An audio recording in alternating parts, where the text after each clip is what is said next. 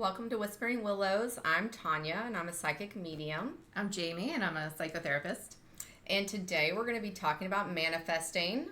So I had a few requests about this, and we need to go over this because manifesting is very powerful because you are a superhero, and your superpower is your thoughts and your words. So let's jump into it. Let's do it. So we did kind of discuss before, and you said you really haven't, gotten into manifesting or really tried it out or anything. Yep. It's a little bit. Like, I've dabbled, but I'm excited for today. It's an amazing tool that I feel everyone can use, and you have to use it properly. If you don't manifest the proper way, you're not going to get what you want. Yeah. But you're always going to get what you need. So a lot of people were like, we were talking, why can't I just manifest $1 million? Yeah. You know why? Because we're realists. We can't let it go. We'll obsess over it. When you start obsessing over it, you start thinking negatively. As soon as you start those negative thoughts, that's when it's like, no, it's not going to happen. Then it doesn't. It's not going to happen. Like, we're realists. We're adults. Like, children you were saying these children are making millions of dollars on YouTube. Yeah. Well, because they have no limits to their imagination. Like, I can do it. Yeah. You just pretend like you're a child. You already have it. Yeah. This is what I get because I deserve this. Yeah. And children just have their imagination goes on, and that's the part of your brain that you have to use is your imagination. Yeah. So whenever I started manifesting, I watched the movie The Secret. It's an amazing movie, and I highly recommend it to everyone. I used to watch it at least once a month because it was so amazing, and it inspires you to do more and to manifest and just understand that you can have whatever you want.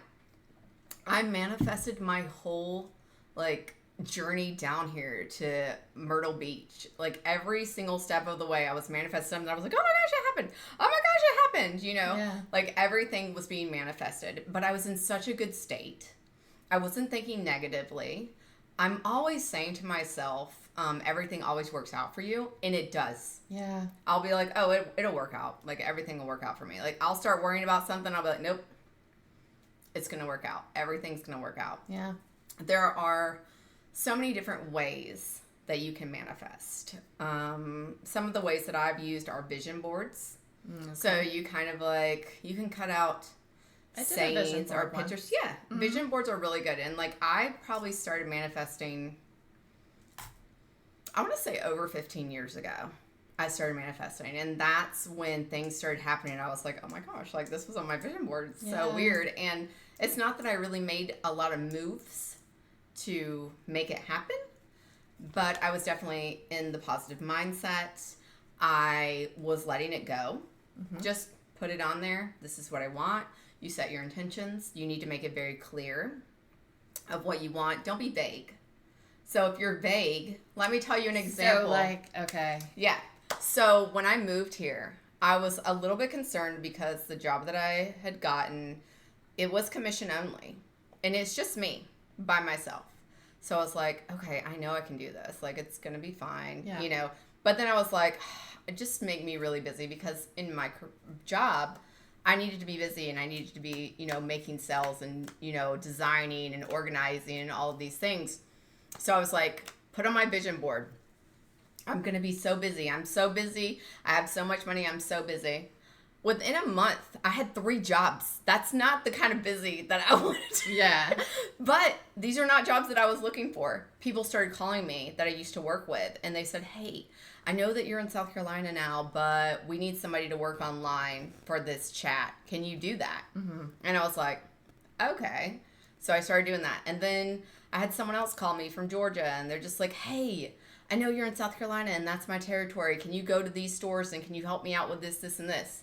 And I was like, okay. I didn't ask for any of these jobs. They happened because I put on my vision board, I'm so busy. I'm so busy, and all I'm doing is making money. And I was so busy. Yeah. So my next vision board, I was very clear as to how I wanted to make the money. Yeah.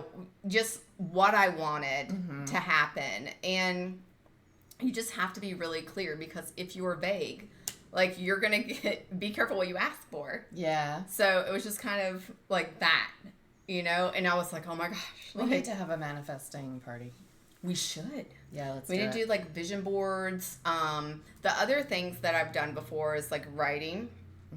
So numerology is a big deal. Numerology, astrology, I watch the stars, the moon, because if you think about it, if the moon can change the tides, why do you think that it can't affect us? Because it does.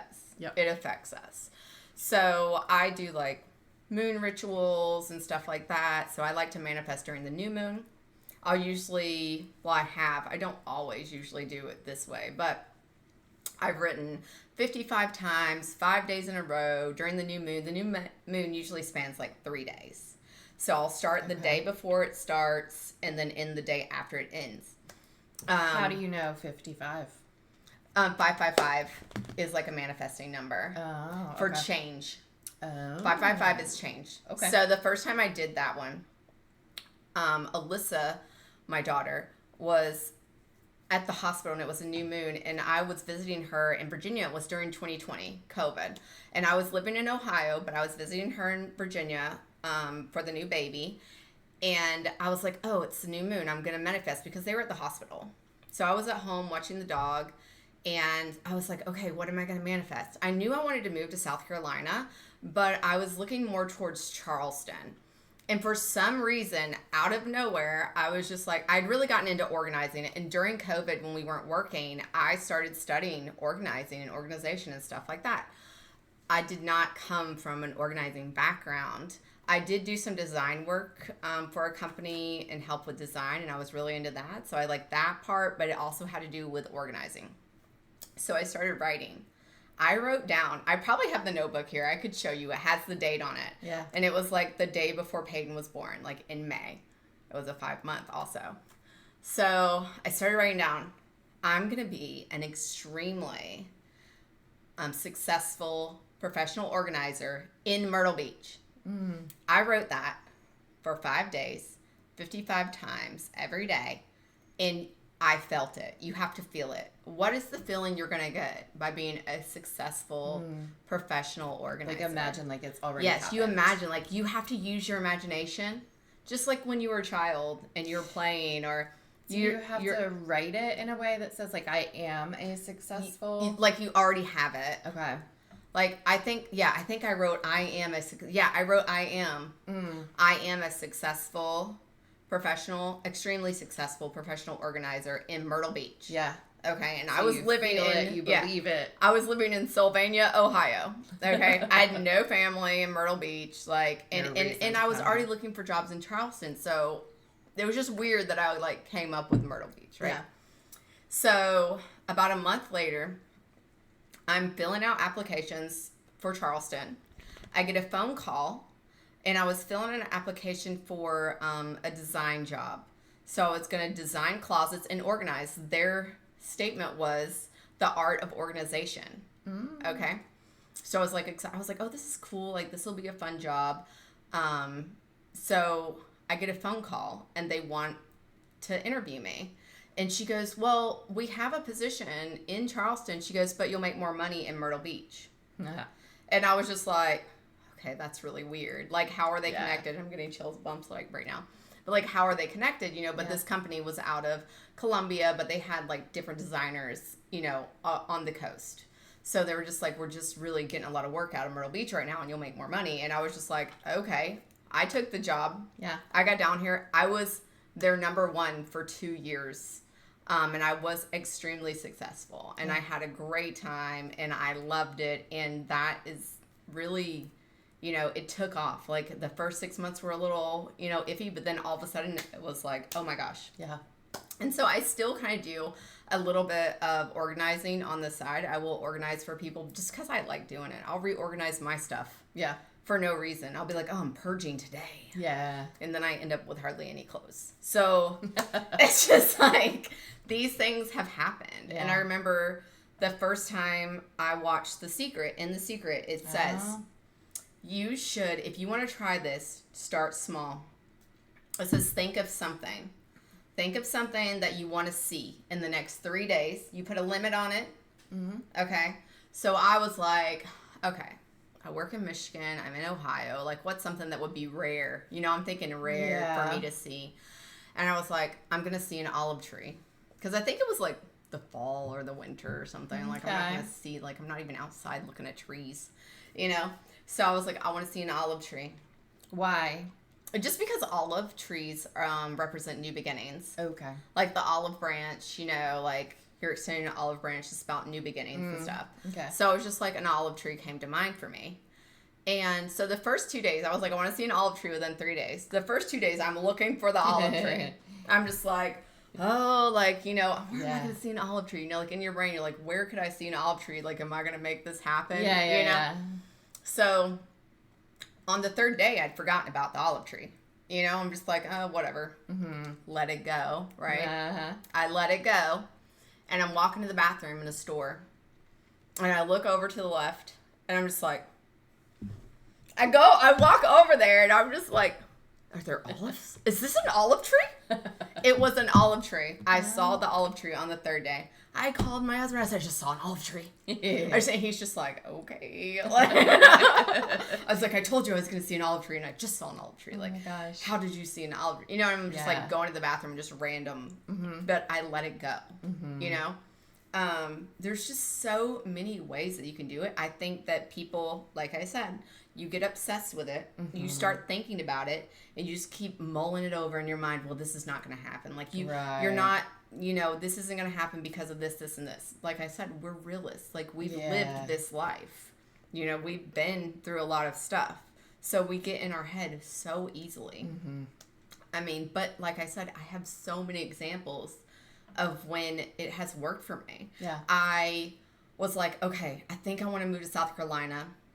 This was before I started looking for the job. Okay. But this is what determined for me to look for the job. Okay. I said, if I'm supposed to move to South Carolina, and this is kind of me manifesting / asking my, you know, loved ones that have passed on, is this what I need? Yeah.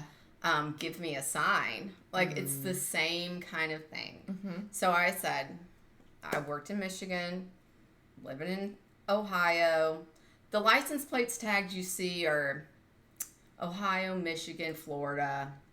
You might see Minnesota. Maybe like Illinois, Indiana. You know, like nobody's over there. Like this was the armpit of Ohio. This is not like people are not coming here to visit. You know. So I said, I want to see if this is what I'm supposed to do and this is where I'm supposed to be. Show me a license plate, a South Carolina license plate by Friday. Like always put like. Be specific. Oh, it has to have a deadline. Be specific. Give it like in 3 months' time. I want to see da da da da da da. By 3 months, you're gonna forget like that you even asked for that. But then when it happens, you're gonna be like, oh. What happens if you don't give it a deadline? Well, you're just gonna be looking for that stuff forever. For like the rest it's of not. your life. You know what I mean? You're just like, I never got that sign. Well, when do you want us to give it to you to make sure that this is? You know what I mean? Like, give yourself a deadline. Okay. Like you want, you know, like. Give yourself ample time, like 3 days to see an olive tree. I mean, I'm like, yeah, sure. I don't know. I don't live in Greece or anything. Okay. But somehow, there's got to be an olive tree somewhere. Like, I wasn't going to the olive tree field. Yeah. But I said, by Friday, if this is where I'm supposed to be, show me a license plate. Yeah. So I'm driving home from work. And this is probably day 2 by the time I forgot about it. Yeah. You know? You let it go. And it was like Thursday. Okay. And I see a South Carolina license plate in front of me. I'm on the phone with somebody and I was like, oh my gosh, this is South Carolina. It was in Michigan. I was like, this is South Carolina license plate. Like, okay. But then you still like, maybe, you know, this is a coincidence, right? Yeah. The next morning is Friday. Uh-huh. And I'm going to work. I'm getting on the interstate. I go to get on the interstate. And this car is like about to run me off the road, and I am livid. I'm like raising hell. I'm like, these people in Michigan and Ohio, they don't know how to merge. Like, they're the worst. You know, I'm a Georgia girl. I'm like, you people don't know how to drive. Look down. It's a South Carolina license plate. Ah. Like, here you go, Tonya. Like, this is the second time we're telling you this. Yeah. So we're going to make sure you remember this. So I was like, all right, I'm going. Make sure you see this one. I'm going to South Carolina. You know, that was it. That was the final, like, okay, you're doing this. Okay. You know? So, I mean, not only are you like manifesting what you need, what you want, you know, your guides are there with you, making sure that you're getting the signs and that, you know, I mean, pay attention. Yeah. You know, like, what if I didn't look at that license plate? But they were going to make sure I saw it. Yeah. You know, I almost got ran off the road. I'm just like, oh my gosh, you know. Yeah. But it's just so many things like that I've asked for and I've gotten. And, you know, like I said, like, things are always working. My parents, my grandparents are always like, Tanya's like the luckiest person. Like, always the best things happen to her. You know, she's always winning this or that, or, you know, like the lucky, they would always be like, will you go play the lottery for me? When I was young. When I was young, they would be like, can you pick our lottery tickets? I had no idea, like, what, you know, the lottery was, like, what they were talking about. I was like, I don't play the lottery. Yeah. I mean, I should, but I don't. You know, I'm just not that person because I'm a realist. I'm like, I don't want to get addicted. You know? So I just think that, you know, there's so many ways that you can do manifesting. But I think the most important part of manifesting is letting it go. Just let it go. Like, you're manifesting.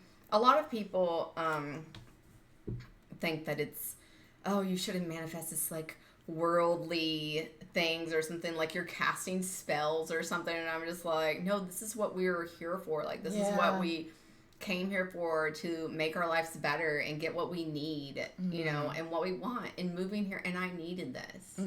I needed to move here. Yeah. So everything has been happening in the order it needed to happen. So, you know, once I get this, and then I move to, I want this to happen now. Yeah. And then I focus on that, but let it go. If I don't let it go, it doesn't work. Every time. Once I start obsessing, it's like, oh, like, you just get in your realistic mind and you're not using your imagination anymore. And you get in the way. And you get in your own way. I'm always saying, like, get out of your way, Tonya. Get out of your way.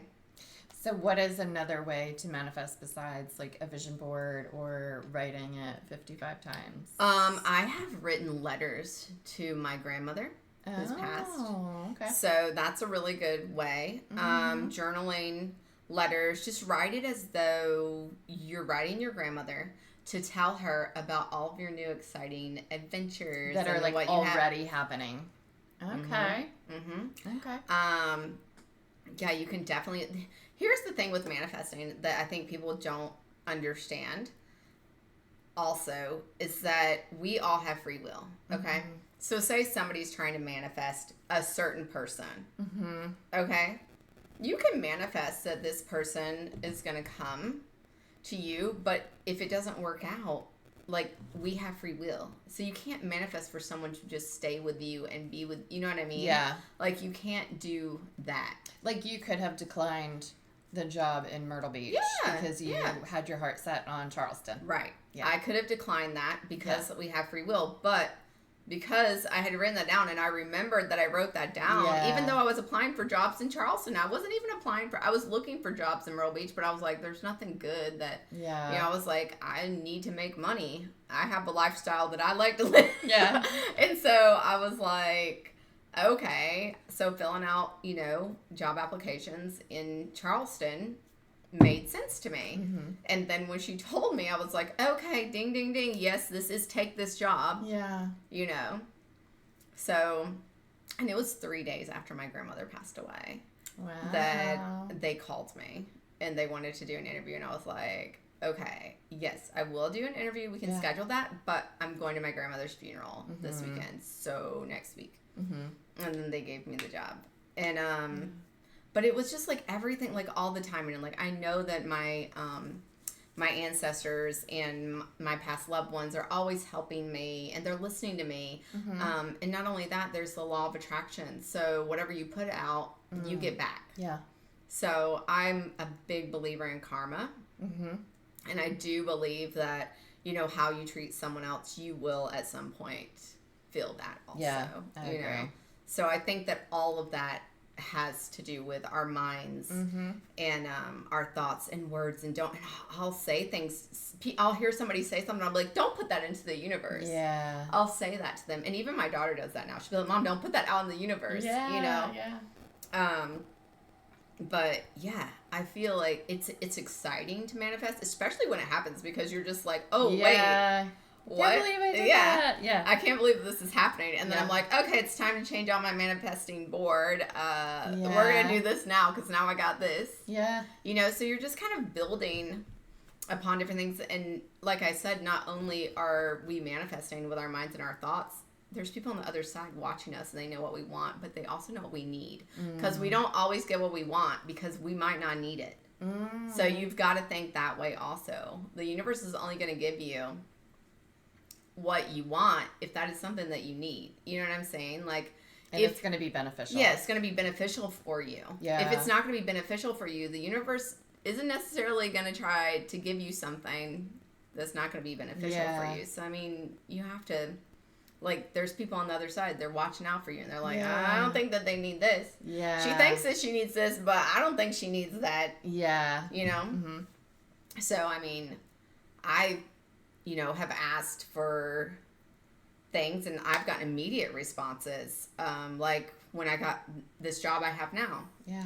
So there were new owners at the where I was designing at and organizing, and I just had a feeling that this was going to happen. They were coming, they're changing everything. They were changing everything, and they just kind of stopped giving me the leads, and they're just like, you can get your own leads. You're like, the top designer, and da-da-da. And I'm just like, that is not the way this works, you know? So I kind of lost a little bit of respect for them. However, I interviewed with my friend's boss for the position I have now. And it was probably like in May. And then I was like, yeah, he's like, well, right now we can't right now. It might be like September or something like that. And I was like, okay. So then I start filling out applications, other places and stuff like that. And one day I was like, listen, I said this. I said, listen, dead people. I said, I need your help. I want this job. I don't want this job. I want this job I interviewed for a month ago, but I don't want to wait till September. I want it now, So the next day, I wasn't very busy because they weren't giving me leads. So the next day, I'm at the pool. I get a phone call, and I come back up here. I call him back. It's a bank, because I come from banking background. And he's like, oh, we want to do an interview with you. Like, your resume is amazing, blah, blah, blah, all this stuff. And I was just like, okay, I'm on the phone with him, but I have my laptop up. And my personal email's up. I see, while I'm on the phone with him, an email come across from my friend's boss. And this was in June. It was a month after I interviewed with him the first time. Hey, are you still interested in this position? While I'm on the phone, I'm watching this come up, and I was like, oh my gosh. But I still went ahead with this interview. I scheduled the interview. Yeah. But this was the day after I asked them, hey, I need your help. Yeah. That's so cool. So it's just like things like that happen. Like they're listening to us, and like I said, law of attraction, your words, your thoughts. And I let it go. I was like, they're going to help me. I don't need to worry about it. Yeah. And then I got that job that I wanted, the one I wanted. So it was like, it happens to me all the time. Yeah. So you just have to be positive. Like, it's when we get in our heads that things are not happening for us. Yeah. So. It's like you have to be optimistic and believe that this can happen. You believe that happen. You either already have it, it's going to happen to you because things always work out for you. So things are always working out for me. Yeah. Sometimes it's just by the skin of my teeth. Yeah. But they're still working. Yeah. So. What was the practice? I remember a while ago, you had told us to put water under a new moon. Oh, the new moon water? Yeah, what's that? Yeah, so you can do it full moon or new moon. Okay. So there's certain moons that like bring different energies. Okay. And I can't remember what the moon was. I feel like it was a new moon. Maybe it was a new moon. But you can put water out, so like in a glass jar.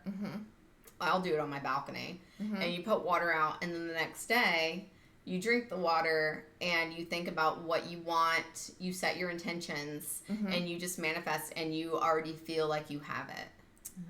Like, I'm really good at imagining that I already have something. Yeah. And when I sometimes when I do it, I'll actually have the feelings and the emotions and cry. Oh. And when I do have those feelings and emotions, that's when it's like it's so easy. It just flows and comes. Oh. It's like you really want it that bad. So you really have to feel it. Mm-hmm. Okay. Yeah. So I'm gonna try that. yeah, I mean, I thought this was all a hoax, in the beginning. I was like, we'll see. Where's this olive tree? It's like... There it was. Yeah, and there it was. Like, you never know. I mean, there's so many things that you can do to make it happen. So I think your positive energy is number one. Make sure that you are clear. Completely clear. Be very detailed. Very specific. You want a new car, it's red, it has this many doors, it's got this feature, it's got that, it's got, you know what I mean? Like, that car will all of a sudden be in front of you. So is it better to say, like, I won $1 million as opposed to I won a lot of money? Don't say want, because you'll always want. Won. W-O-N. Oh, you won? Oh, yeah, I won? Mm-hmm. Yeah, be specific. Yeah, you want to say, like, if you watch The Secret, they put numbers and write down the numbers and sleep under their pillow. Oh. And these exact lottery numbers popped. Okay. Yeah, I mean, there's so many different ways to manifest. So if you do the, like, writing it 55 times, do you put your journal under your pillow? No, I just closed it and put it back where I always keep my journals. Okay. Yeah, I didn't put it under my pillow. I do know that there's a lot of people that will write things and put them in their pillowcase or on their pillow. Okay. I mean, there's just so many different ways to manifest. It's amazing what the mind does. What are some other ways that our listeners can practice manifesting? I would say, ooh, you know what else is another? Okay. So when you're listening to songs and music, you're singing those in your head, and those have power. So make sure that you've got positive music that you're listening to and singing. Oh. Because if you're just singing Debbie Downers all the time, like, you're going to have country Debbie Downer music. Like, you're going to have Debbie Downer moments. Like, it's not all country music. I'm done with her. Country music But if you're singing, like, these lyrics, and it's like, oh, they took my dog, and then they shot something, or they took my girl. That's all country music. They took my girl and my dog. And my truck. Yeah, and my truck. Guess what? They're going to take your girl and your dog and your truck. Like, it's just like you listen to something that's upbeat, positive, if you're trying to reinforce something, definitely. I mean, there are songs that I love to listen to that is like, a little dark. Yeah, but you're just like, I need this right now. Yeah, yeah. So just things like that, anything that, gets in your brain, just try to turn it into a positive. I always turn things into a positive. Yeah. Like I was telling you, I had a cancer scare. And when you get that news, you're just like, oh my gosh, this could be the end. Yeah. But I think I took it and I made it very even when I was telling people would look at me like in shock, because I was just like, yeah, so they're going to take out all of my uterus and stuff and all these things, and I would just be like very nonchalant about it. Yeah, you told us at our like girls' Christmas party, and we're all like, what? Everyone was in shock, but I just felt like I had to stay positive. Not only did I have to stay positive for me, I felt like I had to stay positive for you guys. Like, I was like, I don't want anyone breaking down, because if they break down, like, I'm going to break down. You know what I mean? Like, and that wasn't ready. Your positivity. It disrupts my positivity, and I wasn't ready for that. I remember sitting on my couch and being, like, getting in my head and being negative, and then all of a sudden I would be like, no, Tonya, you're fine. Everything's fine. It's fine. It took all the way. I was going to go, and my numbers were off the charts, okay, as far as, like, what they thought I had. My numbers were off the charts. My doctor had me go through all of these other tests, because he was just like, we don't see numbers like that, and we are going to have to remove that, because you don't need to keep that inside of you, and then we'll see what next steps are.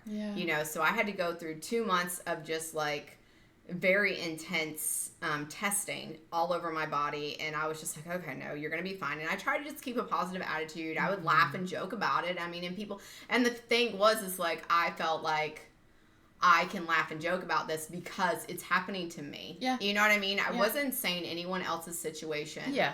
But I think I was just trying to stay positive for myself and for everyone else around me. I didn't want anyone to worry, like, feel sorry for me. Yeah. Or worry about me. You know, so I didn't want that. And so we go, my mom comes down here. She's going to take care of me. She's going to stay for 6 weeks. Okay. And that was the worst part of this whole thing. You guys. Just kidding. Listen, no. It was intense, okay? So we have to go to Charleston for this surgery. So I had to go for my pre-op. We go down to my pre-op. They redo, like, some of my tests just to double check some things, my blood work, all this stuff. They've got me scheduled. They're like, be here at 5 o'clock in the morning in Charleston. You know, it's 2 hours away. Be here at 5 o'clock in the morning. Okay. We drive back, get back home. I get a phone call before we even get back home. Your numbers are changed. Your number is normal now. Like, the number is completely normal. And then we just got your scan back, and one of them is half the size of what it was. Like, it was my ovaries. One of your ovaries is half the size. Like, they were the size of tennis balls. One of them is half the size, and the other one is smaller as well. Okay, so what now? Well, we're going to cancel your surgery because we don't really know, like, what's going on. But we're going to get you checked. You know, we're going to go do some more testing. So I had to go through more testing. By the time, I'm still being watched by an oncologist. But by the time I went for my next testing, one's completely gone. Gone. The other one was the size of a golf ball. And the other one's completely gone. So at that point, they're like, do you want to have the surgery? Yeah. You know, we can get it out. Like, it's up to you. We still don't really know. Like, your numbers are all normal now. Like, we don't know how you went from this to this. But your numbers all normal now. And I said, no, I don't want surgery. I want to die with as many of my organs as I can. Yeah. You know, like, I don't want to take things out of me that don't need to be there. I mean, that don't need to be taken out. So, I have 2 more exams I have to go through every 6 months, and everything's been good so far. And I will tell you that when this first happened, I was in a lot of pain. I was swollen. I looked like I was pregnant, and I could only wear, like, yoga pants and stuff. It was only in my stomach, and I would swell, and then it would go down. And then I would, you know, and I would tell the doctor these things, and, you know, like, it started going down. Like, it stayed swollen for a very long time. And then he started thinking of other things, and they still don't know, you know, what's going on. They're like, it's gone. It's just, like, we don't understand. But I mean, who knows what it could have been? You know what I mean? It's just that my numbers for the cancer antigen, I can't talk. It's my CA 125 was over 800, and the normal number is 35. Wow. So to go from that, now then I was at 17 when I went back. Wow. Right before I was going to have surgery. Yeah. So it's just, and I think that my positivity helped. Yeah. It helped me feel better. It helped everyone around me not freak out, not, you know, like, I think everybody was kind of calm about it. Like, if I would have came and had a little bit of, like, oh my gosh, poor me. Yeah. You know, everybody would have been like, oh my gosh, you know, but also all my friends were very helpful. Everybody was there for me. I have no family here. Everybody was like, I'll take you to this doctor's appointment. Don't go by yourself. Yeah. You know what I mean? It was amazing, you know, how people handled it. And I'm so appreciative of all of that. Yeah. And just, you know, having that experience has really, like, put me in, like, oh my gosh, I know what it feels like for someone to be told that. And it is just mind-boggling. Like, when you're just like, wait, what? You know? So I just really feel my positive attitude changed a lot of stuff. Yeah. Like, maybe it wasn't that, but I feel like it was. So I think there's so many ways we can do. Our bodies are meant to heal themselves, and I think that our brain is a huge factor. Super powerful. Yes. Yes. I love that. So thank you. That's manifesting. Just make sure that you're clear on your intentions. and let it go. Let it go. Get Let out of it your own go. way. Let it go. Yeah, let it go. Get out of your own way, because when Yeah. you don't let it go, that's when it's not going to happen. I'm telling you, every time I don't let it go, I don't get it. I don't go to once. So I have to Yeah. let it go, and then things will happen. And I'm going to start some manifesting practices. And so we'll keep you posted on how that goes. Yeah, we'll have a party. We're Yeah. going to have a party. Yeah. I think that's great. Yeah. So, And then next week, we're going to be talking about adult friendships. How do we find them? Where do we find them? How do we nurture them? And kind of like, how do we know it's our tribe, right? How do we know a person is a good fit for us when we meet them? right. So we're excited. Exactly. So we're excited, and don't forget to subscribe and like us. Make sure you like us, and leave us comments. Let us know if you want to know about anything. Reach out to us if you need anything. We're at Whispering Willows X on both Facebook and Instagram. Yep. So you should be able to get in contact with us, and we will message you back. Yeah. So see you next week. Bye.